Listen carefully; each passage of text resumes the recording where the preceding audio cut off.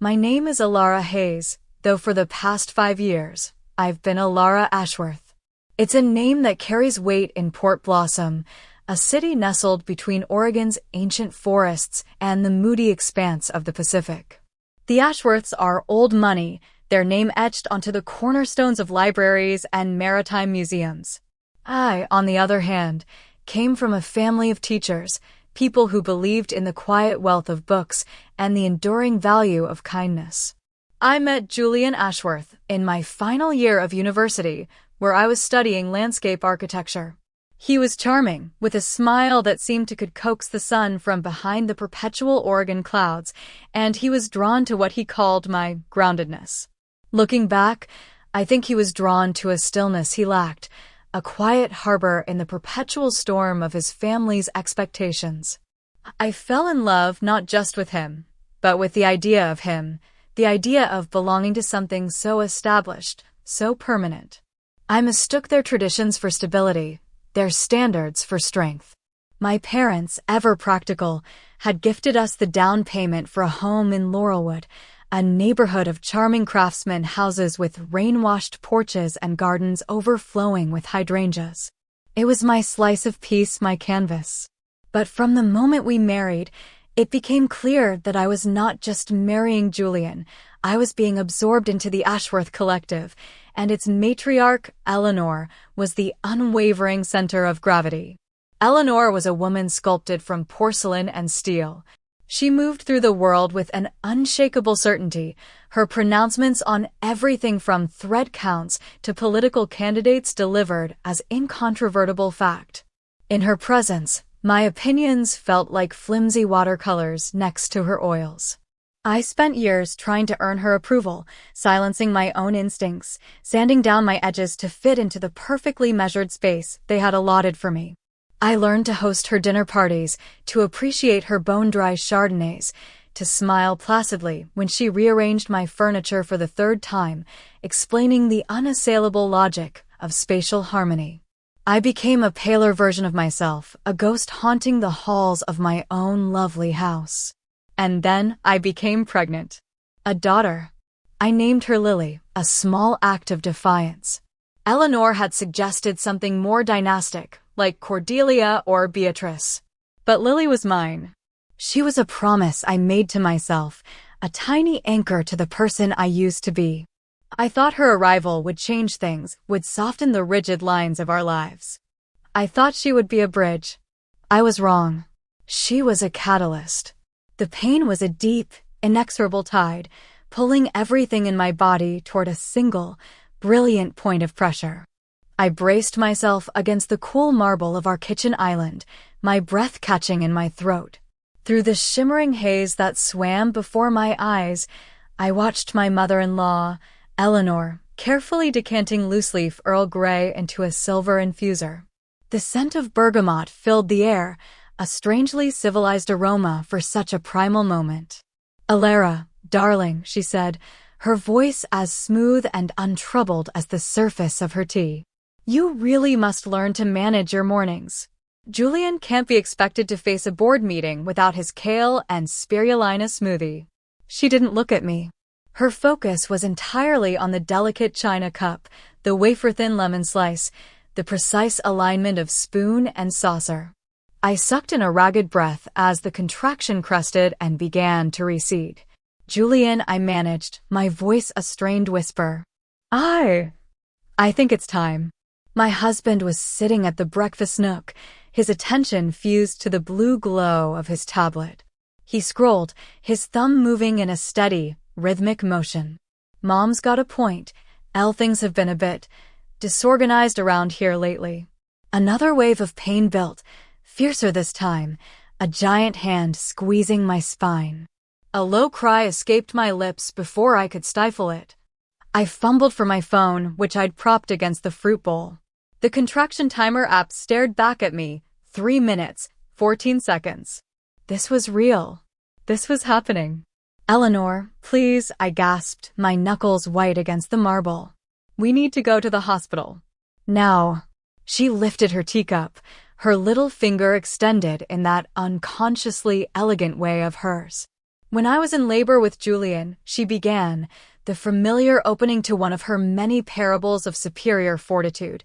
I'd already put a roast in the oven and polished the silver for a dinner party that evening. Women of your generation have become so theatrical. The room tilted. My vision blurred at the edges. My hand, slick with a sudden sweat, lost its grip on my phone. It clattered to the floor, the sound echoing in the cavernous silence of their indifference. Julian finally looked up, his brow furrowed not with concern, but with irritation. Could you try to keep it down? I'm in the middle of a quarterly report. And then I felt it. Not another contraction, but a sudden, warm gush of fluid, a release of pressure that soaked through my leggings and pulled at my feet on the polished slate tile. Eleanor's eyes, the color of a winter sky, widened in disbelief, then narrowed in horror. Not at me, not at the imminent arrival of her first grandchild, but at the puddle spreading across her pristine floor. My Italian slate, she shrieked, leaping up from her chair with an agility that belied her age. Do you have any idea what it costs to have these sealed? I stumbled away from the counter, my body shaking with a pain that was no longer just physical. It was a deeper agony, a tearing of the soul. In that moment, watching Julian's gaze drift back to his tablet while his mother frantically searched for a towel, something inside me didn't just snap. It calcified. It turned from something soft and pliable into something hard and unyielding. I'll drive myself, I said, the words tasting like metal in my mouth.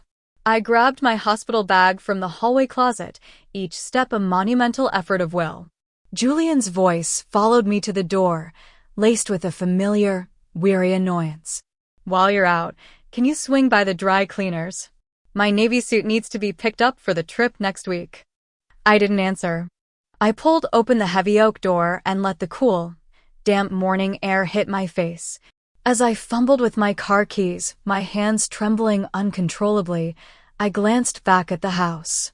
Through the large picture window, I could see Eleanor on her hands and knees, scrubbing furiously at the floor where my water had broken.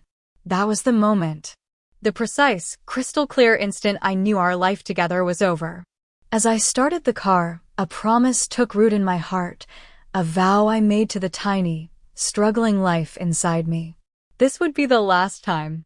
The very last time anyone would treat us as a messy inconvenience in their perfectly curated world.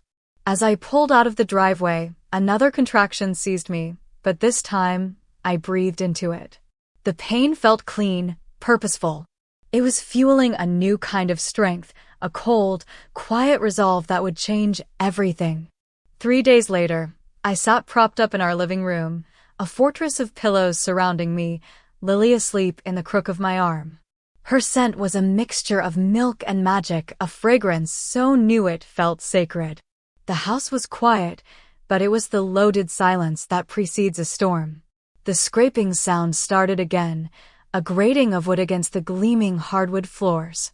Eleanor was at it again, single-handedly rearranging my living room. She grunted with effort as she shoved my favorite reading armchair, a soft, welcoming Chesterfield I'd found in an antique shop downtown, to a different wall. The energy in this corner is stagnant, she announced to the room at large. A child's developing chi is incredibly sensitive to blocked pathways. No grandchild of mine will be raised in a state of aesthetic chaos. The front door opened and Julian walked in, shrugging off his coat. He dropped his leather briefcase by the door with a heavy thud, making Lily jump in her sleep. "Mom, I'm surprised you're still here," he said, loosening his tie. "Your wife clearly needs a firm hand to establish a sense of order," Eleanor replied, her eyes now fixed on my bookshelf, a floor-to-ceiling collection of novels, poetry, and art books that were my greatest pride. "And look at this. All these paperbacks, gathering dust. When I was a new mother." "Actually," I said, my voice quiet but clear. The interruption hung in the air, a foreign sound in a room accustomed to my silence. I rose carefully, cradling Lily's warm, tiny body against my chest. We were just about to head upstairs for a feed and a nap. Julian glanced at his watch, a sleek, silver thing that always seemed to be ticking down to something more important. Before you do that, could you just run the iron over my shirts for tomorrow? Mom's right, this place is getting away from you. It's starting to feel cluttered. I looked around the room. It was immaculate, save for the armchair sitting forlornly in its new, illogical position. Sunlight streamed through the clean windows, illuminating dust motes dancing in the air. I looked down at Lily, not yet 4 days old, her tiny chest rising and falling in a rhythm of pure innocence. The familiar pressure built behind my eyes, but for the first time, it wasn't tears. It was something else, something solid and formidable. Your shirts are in our bedroom, I said, my tone even. On the floor, on my side of the bed, right where you dropped them this morning. Eleanor's tongue made a sharp clicking sound against her teeth. Really, Alara? That attitude is hardly becoming. I had a cesarean section 3 days ago, I said. The words fell into the room like stones into a still pond. I hadn't meant to say them, but there they were. The raw, medical truth of what my body had endured. Julian shifted his weight, a flicker of discomfort on his face. But Eleanor, ever impervious, waved a dismissive hand. Oh, please. When I had You had your gallbladder removed. I cut in, my heart hammering against my ribs, but my voice steady. I had my abdomen surgically opened to deliver your grandchild. After driving myself to the hospital while I was in labor. Julian's phone chimed, a welcome excuse. He pulled it from his pocket, his face already relaxing into the familiar, neutral mask of business. Mom, can you give Alara a hand with those shirts? I have to take this call. He walked into the kitchen, his voice dropping to a confidential murmur. Eleanor stepped closer to me, her perfume, a sharp, expensive floral, enveloping me. She lowered her own voice, a conspiratorial hiss. You're being terribly ungrateful, you know. We are only trying to help you maintain the standards you agreed to when you married into this family. Don't start thinking a baby gives you a license to be lazy. Lily began to fuss, her little face crumpling. I held her tighter, burying my nose in the fine, soft hair on her head, drawing strength from her. In that moment, something shifted inside me. A realization, as clean and sharp as a surgeon's scalpel, cut through years of fog. You're right, Eleanor, I said, turning toward the staircase. I did agree to certain standards. I took the first step, then the second, each movement deliberate. What's that supposed to mean? Her voice had a brittle edge now, the carefully controlled patience frame. I paused on the third step and looked back down at her. For the first time, I didn't feel small under her gaze. I felt tall. It means I'm going to go upstairs and take care of my daughter, I said. And tomorrow, you and I are going to have a talk about some new standards. Mine. A flicker of something, uncertainty, confusion, crossed her perfectly composed features. It was a minuscule, fleeting expression, but I saw it. And behind it, for the very first time since I had met Eleanor Ashworth, I saw a glimmer of fear. The bank statement on Julian's tablet glowed in the pre-dawn stillness of our bedroom. My own phone was propped next to it, the calculator app open. I stared at the numbers, my hands trembling slightly. A series of transfers, neat and orderly, marching back through the months. $12,500 in May. $7,800 in April. Another $15,000 in March. All to a single recipient, E. Ashworth. My wedding ring, a heavy platinum band Julian's grandmother had worn, felt cold and foreign on my finger. He'd left his tablet on the nightstand, unlocked and open to his banking app, an act of either supreme arrogance or carelessness. Probably both. Lily made a soft cooing sound from her bassinet beside the bed, a gentle reminder of the new world I now inhabited. 2 weeks into motherhood, and I was already a master of multitasking. I could change a diaper in the dark, soothe a fussing baby with one hand, and uncover my husband's systematic betrayal with the other. The front door clicked open and shut downstairs. Julian was home early. His footsteps, usually so confident on the old hardwood, sounded different today.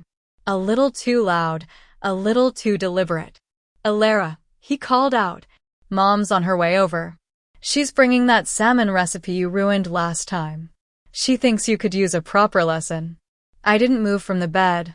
I simply held up the tablet as he appeared in the doorway, turning the screen so he could see the list of transactions. "Do you want to explain this, Julian?" His handsome face, usually so open and charming, shuddered instantly. The easy smile vanished, replaced by a flash of annoyance. "You were snooping through my private accounts?" "You left it open," I said, my voice devoid of emotion. "Answer the question." He shrugged, a gesture of casual dismissal he had perfected over the years. He ambled over to his dresser and started emptying his pockets. "Mom needed some help. Renovations on the house at the Crest. It's family money, Alara. We help each other." $184,000, I said, the number feeling obscene on my tongue. "Over the last 6 months. $184,000, while you were telling me we had to cut back, that we should switch to a cheaper brand of diapers for our daughter. She was redoing the master suite." "It's important to her," he said, his voice hardening. "And what's the big deal about diapers? You're starting to sound awfully high maintenance." "High maintenance?" A laugh escaped me, a short, bitter sound that made Lily stir. "You mean like your mother? The woman who spent more on a new vanity last month than we spent on Lily's entire nursery." Julian's jaw tightened. That was a nerve. He hated any direct comparison to his mother, even as he spent his life emulating her. "You don't understand the kind of pressure she's under. The standards she has to maintain. Standards that seem to cost the exact amount we had earmarked for Lily's education fund," I said, standing up. The pull from my incision was a dull, constant ache, a physical reminder of the wound I was just beginning to comprehend. "Tell me something, Julian. Does your father know you're using the business reserve account to fund your mother's decorating whims?" I saw it then. A flicker of pure, undiluted fear in his eyes, quickly papered over with anger. Arthur Ashworth was a quiet, honorable man who had built his father's company into a global enterprise through hard work and integrity. He was the one person in the family whose respect Julian craved and whose disappointment he dreaded. "Leave Dad out of this," he snapped. "Mom handles the family finances. It's simpler that way. He prefers not to be bothered with the details." "Really?" I started toward the door, tablet still in hand. "Because I feel like he might want to be bothered with these details. Maybe I should give Arthur a call." He moved faster than I'd ever seen him move, crossing the room in 2 strides and grabbing my wrist. His grip was surprisingly strong, his fingers digging into my skin. "Don't you dare." The air crackled between us. I looked from his hand on my wrist up to his face, and in that moment, the resemblance to his mother was terrifying. It wasn't just the shape of his eyes or the set of his jaw. It was the same cold fire, the same absolute conviction that his needs superseded all else. He was a man who had learned from a master manipulator who would burn down any truth that threatened the beautiful, fragile facade of their lives. "Let go," I said, each word a block of ice. He dropped my wrist as if it were hot, taking a step back. A faint red mark was already blooming on my skin. "You're being hysterical," he said, falling back on his favorite defense. "This is exactly what Mom was talking about. You're not emotionally stable enough to." "To what?" I scooped Lily out of her bassinet, holding her warm, solid weight against my chest. Her presence was my shield, my truth. "To figure out what you and Eleanor are really doing with your father's money?" The color drained from his face. He looked stunned, as though I'd spoken in a language he didn't know I understood. How did you know that?" I gave him a small, cold smile, feeling a grim satisfaction as I watched the gears turn in his mind. "I didn't," I said softly. "But I do now." Maya slid her stoneware coffee mug across the rustic wooden table of our favorite cafe, the clatter loud in the quiet afternoon. "You have to leave him, Alara. Today." I bounced Lily gently on my lap, her soft sighs a counterpoint to the frantic beating of my heart. The cafe, with its smell of roasted coffee beans and cardamom buns, usually felt like a sanctuary. Today it felt like a war room. It's not that simple, Maya. The hell it isn't. She spun her laptop around to face me. She was a data analyst, and her idea of comforting a friend was to arm them with incontrovertible facts. I did some digging after you called. I searched for public records linked to Eleanor Ashworth. On the screen was a list of civil court filings from over a decade ago. A lawsuit involving a real estate deal gone bad, alleging fraudulent misrepresentation. It had been settled out of court and sealed. Below that were the corporate registrations for 3 LLCs, all of which had been dissolved after declaring bankruptcy under highly suspicious circumstances. In the fine print of each, Eleanor's name was listed as a financial consultant. That's not all, Maya said, her voice dropping. There are whispers online, on financial forums. Ashworth & Sons Maritime is facing a major federal audit. The timeline. Alara, the big transfers you found? They started the same month the preliminary investigation was launched. My mouth was desert dry. They weren't just funding a renovation. They were hiding assets, siphoning money before the government could find it. Lily stirred, her little hand gripping my finger. I brought her fist to my lips, inhaling her sweet, clean scent, trying to anchor myself in the swirling chaos. A shadow fell over our table. I looked up to see Eleanor standing there, her smile as bright and brittle as a sugar sculpture. She must have seen my car parked outside. Well, hello, she said, her eyes sweeping over the laptop and then landing on Maya with cool dismissal. I wasn't aware you were entertaining. Maya quickly closed the laptop, but the damage was done. Eleanor's gaze was sharp, missing nothing. What are you two ladies gossiping about? Bankruptcy law, I replied, my voice surprisingly steady. I met her gaze without flinching. It's a fascinating subject. All the creative ways people find to shelter assets during an audit. The polite smile on Eleanor's face didn't move, but the light in her eyes went out. It was like watching a lamp being unplugged. What a dreary topic for a new mother. Julian tells me you've been feeling rather emotional these past few weeks. Postpartum issues can be so tricky. Actually, Maya said, standing and gathering her purse, we were just finishing up. We were discussing Alara's options. Options? Eleanor's voice was like chipping ice. Maya squeezed my shoulder, a small, firm gesture of solidarity. For protecting her interests, she said, her eyes locked on Eleanor. And Lily's. After Maya left, a silent promise to call me later hanging in the air, Eleanor remained standing by the table. Her manicured fingers, tipped in a pale, pearlescent pink, drummed a restless rhythm on the back of the empty chair. You know, darling, she said, her voice a low, menacing purr, it's a sad fact, but courts don't look kindly on mothers suffering from postpartum psychosis. Especially when those mothers start making wild, unsubstantiated accusations against well-respected members of their family. Custody can be a very fragile thing. The threat, naked and vicious, hung between us. I thought of the documents on Maya's laptop, of Julian's complicity, of Arthur's trusting nature, of my daughter sleeping in my arms, so blissfully unaware. I stood up, carefully adjusting Lily against my shoulder. You're right, Eleanor, I said, my voice soft. I probably am overdoing it. I think I should go home and rest. Doctor's orders.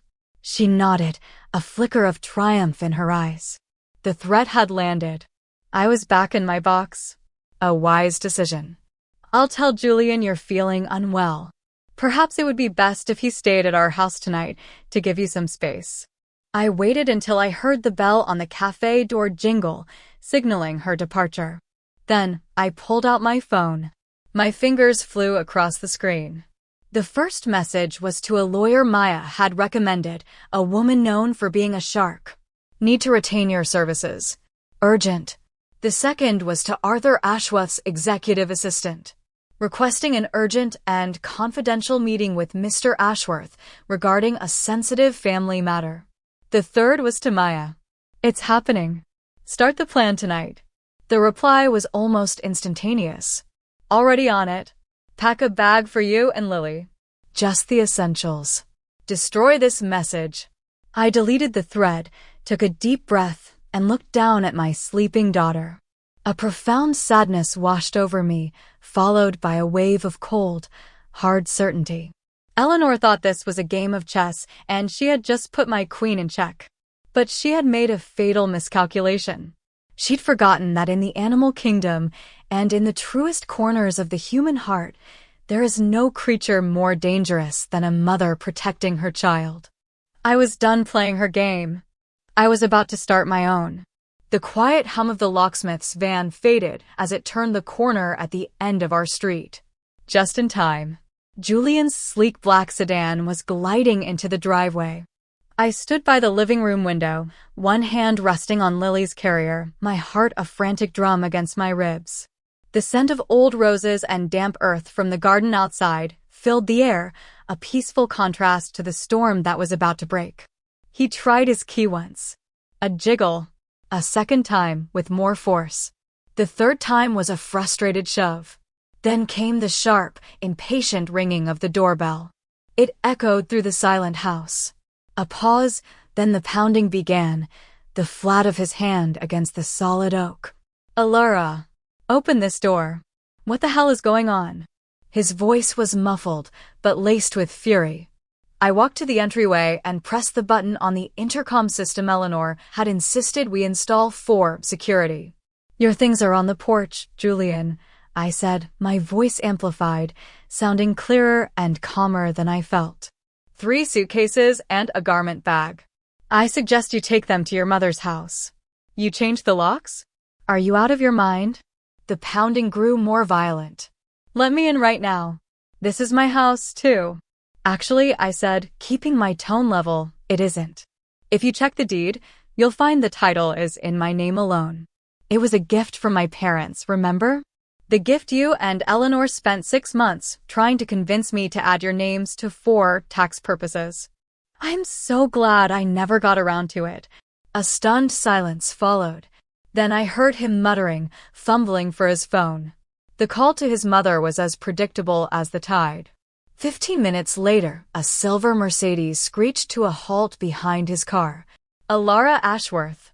Eleanor's voice was a weapon, sharp enough to shatter glass. It sliced through the quiet neighborhood air.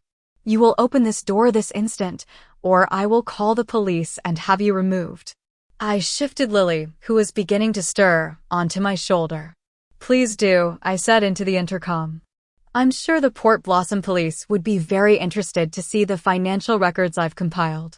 And I'm certain the federal agents handling the Ashworth and Sons audit would be even more interested. Another silence, thick and suffocating. I could hear their frantic, furious whispers on the other side of the door. My phone buzzed in my pocket. A text from Maya. Arthur's assistant just confirmed. Your meeting is for 9 a.m. tomorrow. The document package is ready. I'll drop it off tonight. The pounding resumed, but it was different now. Less anger, more desperation. Julian's voice had lost its commanding edge. Alara, please. You don't understand what you're doing. You're going to ruin everything. Mom was just trying to protect the family assets. No, Julian, I said, the truth of it settling into my bones. She was trying to protect herself. And she was using you to help her steal from your own father. I heard Eleanor's sharp intake of breath, a sound of pure outrage. You spiteful little snake. I have copies of everything. I cut her off, my voice as cold as the sea in winter. The bank statements. The LLCs. The transfer logs. They're all in multiple, very safe places. So this is what's going to happen. You are both going to get in your cars and leave. And tomorrow morning at 9, I am meeting with Arthur.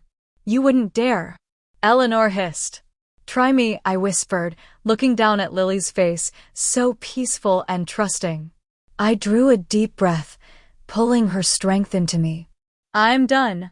I am done being the quiet, obedient wife.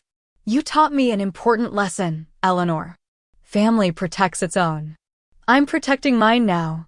Julian's last attempt was barely audible, a plea filled with a dawning horror. She's my daughter, too, Alara. Then prove it, I said. Tell your father the truth before I do. I turned from the door and walked back to the living room window. I watched as Eleanor, her face a mask of incandescent rage, practically dragged Julian by the arm to her car. Their argument was a silent, violent pantomime across the manicured lawn.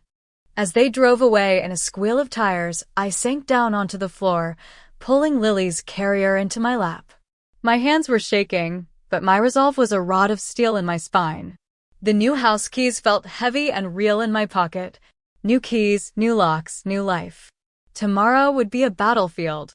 But tonight, for the first time in a very long time, we were safe. And that was a victory. Arthur Ashworth's office was on the top floor of the Ashworth building downtown, a space of dark wood, worn leather, and the faint, pleasant scent of old books and sea salt. It was a room that spoke of history, of integrity. Today, it felt like a cage. I sat on one side of his massive mahogany desk. Eleanor and Julian stood behind me, a united front of simmering fury. Their silence was more menacing than any shout. Lily slept in her carrier at my feet, a small, innocent island in a sea of tension. Financial irregularities. Arthur's voice was hoarse. He was a kind man with lines around his eyes from smiling, but now his face was pale, etched with a deep, confused pain. He stared at the tidy binder Maya and I had prepared, the pages filled with bank statements, corporate filings, and highlighted transfers. Eleanor. Julian. What is this? Eleanor glided forward, her hand reaching for the binder as if to snatch it away. Arthur, darling, please. This is nonsense. Alara is clearly having some sort of breakdown. It's a cruel and manipulative fantasy. The transfers are real, I said softly, unlocking my phone and placing it on the desk. Open to the banking app. Julian has been funneling money from the company's reserve accounts into your personal accounts for months.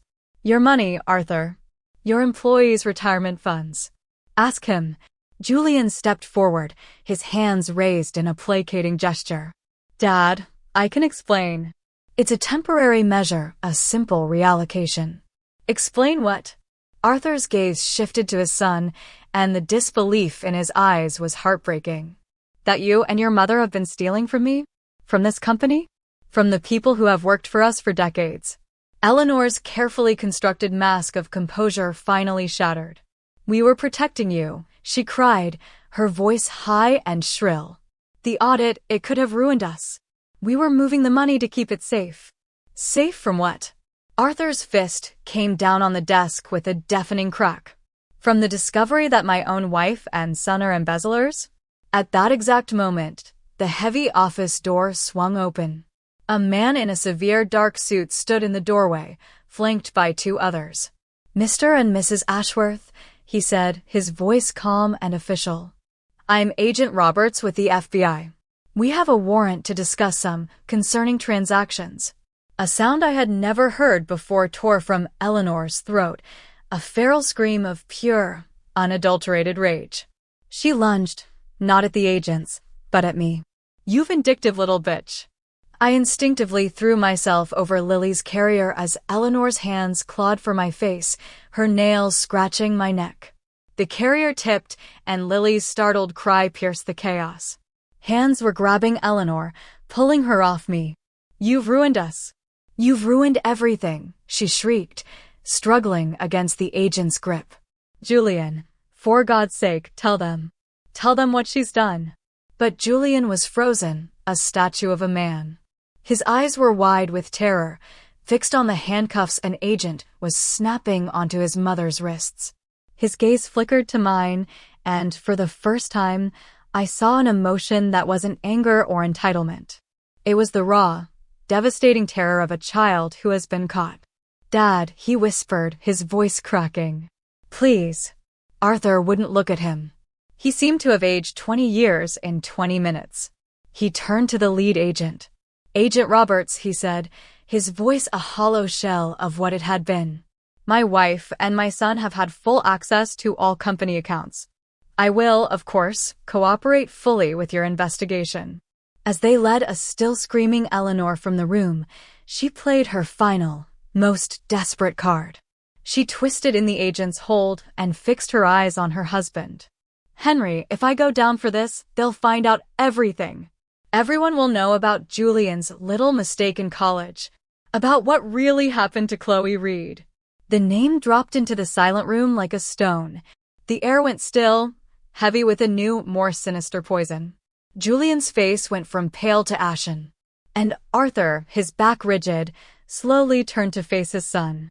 "What girl, Julian?" he asked, his voice barely a whisper. "Who is Chloe Reed?" I reached down and gathered Lily into my arms, her tiny heart thumping against my chest. This wasn't victory. This was utter devastation. I had wanted justice, a rebalancing of the scales. But watching this family detonate, seeing the fresh hell dawning in Arthur's eyes, felt like nothing but ashes in my mouth. Eleanor's triumphant, hysterical laugh echoed from the hallway. "Still think you've won, Alara? You didn't just expose us, you destroyed us. I hope you're proud of yourself." The worst part was, in that moment, I thought she might be right. I had pulled the pin from the grenade, but the shrapnel was tearing through all of us. And somewhere in the smoking wreckage, I had to find a way to build a future for my daughter. The visiting room at the county jail smelled of bleach and despair. Eleanor sat across the metal table from me, wearing a standard-issue orange jumpsuit that was a shocking, brutal contrast to the memory of her elegant silks and cashmeres. 3 months of incarceration had stripped away her polish, but the defiance in her eyes burned as brightly as ever. "Have you come to gloat?" she asked, her voice flat. She had folded her hands on the table, a habitual gesture of composure that now seemed absurd. "I came," I said, my own voice quiet, because Julian finally told Arthur the truth. About Chloe Reed. The name landed with the force of a physical blow. For a fraction of a second, her mask of indifference cracked, revealing the panic beneath. "The girl from his university days," I continued softly. "The one who went missing from a party. The one whose family never gave up looking for her." "You don't know what you're talking about," she snapped, recovering quickly. I pushed a plain manila envelope across the table. "Her parents hired a private investigator years ago. He found a piece of grainy security footage from a gas station a few miles from the party. It showed a car pulling over, a boy getting out. A car that matched the description of the one you were driving back then, Eleanor." Her laugh was brittle, a sound like dry leaves skittering across pavement. "Is that what this is? Some pathetic attempt to threaten me with ancient history?" "I'm here because I finally understand it all," I said, leaning forward. "Julian didn't just help you embezzle money because you asked him to. You had something on him. You helped him cover up whatever happened that night. And you've been using it to control him his entire adult life." She leaned forward too, her eyes glittering with a cold fire. Her voice dropped to a conspiratorial whisper. "My son made a foolish, drunken mistake. I did what any mother would do. I protected him." "No," I said, my voice steady and clear. "That's what a monster does. A mother helps her child face his mistakes, to learn from them, to make amends. You didn't protect him, Eleanor. You broke him. You used his darkest secret to own him, to turn him into your accomplice, to make him help you steal from his own father. Every single thing you have ever done has been for yourself." I stood up, pressing my palms flat against the cold metal of the table. "The FBI has that security footage now. And Julian, he's making a full confession. About the fraud. About Chloe." The color drained from her face. She looked, for the first time, truly defeated. "He wouldn't," she whispered. "He wouldn't dare." "He already has," I said. "It turns out, the last time you threatened to expose his secret, it was when you wanted more money for the house at the Crest." He recorded the conversation. "A little insurance policy. Self-preservation. You taught him that particular skill very well." With a strangled cry of rage, she lunged across the table, but the guards were on her in an instant, pulling her back. "He is my son," she shrieked, her voice echoing off the concrete walls. I own his soul. Not anymore, I said, turning to leave. And do you know the real difference between you and me, Eleanor? I protect my daughter by teaching her how to be strong and honest and good. You protected your son by turning him into a reflection of your own corruption. You didn't save him. You destroyed him. Her screams followed me all the way down the long, sterile corridor, but the sound couldn't touch me. Outside, the Oregon air was cool and clean. Maya was waiting in her car, the engine humming. In the back, Lily was cooing softly in her car seat, batting at a toy hanging above her. How did it go? Maya asked as I slid into the passenger seat. I looked at the jail receding in the side mirror, a block of gray against a blue sky. I thought of Julian, in another facility, finally unburdening himself of a secret that had poisoned his life. I thought of Arthur, methodically and honorably beginning the long process of rebuilding his company and his reputation. And I thought of Eleanor, finally reaping the bitter harvest she had sown. It went exactly as it needed to, I said. I reached back and stroked Lily's soft cheek. I used to think justice was about winning. But it's not. It's about breaking a cycle. Maya nodded, a deep understanding in her eyes. She put the car in gear and pulled away from the curb. Ready to go home? Yes, I said, feeling a lightness in my chest I hadn't felt in years. We are. The divorce papers lay on the polished surface of my lawyer's conference table, a neat stack of cream-colored paper holding the weight of a concluded life. Julian's signature, usually a confident scrawl, was small and tight. My own was clear and steady. Through the large window, I could see a small park below. Arthur was there, pushing Lily in a baby swing, his silver hair bright in the afternoon sun. He looked older, sadder, but there was a peace in his face I hadn't seen before. He was free, too. The settlement is finalized, my lawyer, a sharp, empathetic woman named Mrs. Gable, said as she organized the files. You have full custody of Lily, sole ownership of the house, and Mr. Ashworth Sr. has set up an irrevocable trust for Lily's education and future. He's been more than generous. I nodded, my throat tight. The news had been filled with the fallout for weeks. Ashworth matriarch's embezzlement scheme uncovers decades-old disappearance. The discovery of Chloe Reed's remains, based on Julian's confession, had given her family a tragic, terrible closure. A soft knock on the door, and Maya came in. She held a crisp, white envelope. This was delivered to the house by a courier, she said, her brow furrowed. Arthur was there and signed for it. The return address was the county jail. My stomach clenched. Inside was a single, small, brass key and a note written in Eleanor's perfect, slanting script. Safety Deposit Box number 247, Port Blossom First National. Some truths are better left buried. The choice, as always, is yours. My hand trembled as I held the key. More secrets? More leverage? What else had she hidden away? The power to cause more pain, to bury the truth deeper, or to expose it to the light. It lay there, cold and heavy, in the palm of my hand. What is it? Maya asked softly. What are you going to do? I looked out the window again. Arthur had lifted Lily from the swing and was holding her high in the air. Her delighted, bubbling laughter floated up, faint but clear, through the thick glass.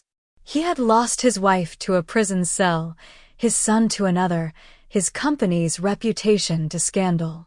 And yet, there he was, finding a moment of pure, unadulterated joy with his granddaughter. I placed the key on Mrs. Gable's desk. Please contact the lead prosecutor on the Chloe Reed case, I said. And her parents' lawyer. Tell them we may have found something else. They deserve every last piece of the truth, even if it hurts Arthur more. Especially because it might. I gathered my purse and my coat, the weight of the decision settling not as a burden, but as a final, clarifying act. True healing can't begin until all the poison has been drawn out. In the park below, Arthur looked up and saw me in the window. He smiled, a genuine, tired smile, and waved. I waved back, a wave of goodbye to the past. I thought of Eleanor in her cell, still trying to pull the strings. I thought of Julian, facing the consequences of a life lived in fear. I thought of their beautiful, intricate fortress of lies, now crumbled to dust. They believed revenge was a victory. But I was learning it was something far more complex. It tasted like truth, bitter and clean and utterly necessary. Ready? Maya asked, holding the door open for me. I took one last look at the key on the desk. It was Eleanor's final test, her last attempt to pass her poisoned legacy on to me. The power to hide, to control, to manipulate. But I was not her. I was not Julian. And my daughter would not grow up in a house built on the foundations of buried secrets. Yes, I said, turning away from the key and walking toward the sound of my daughter's laughter. We're ready. Some might call it revenge, this final unraveling. But as I walked out of the shadowed office and into the bright, clear sunlight, toward Arthur and Lily and the unknown country of our future, I knew it by its real name. It was freedom.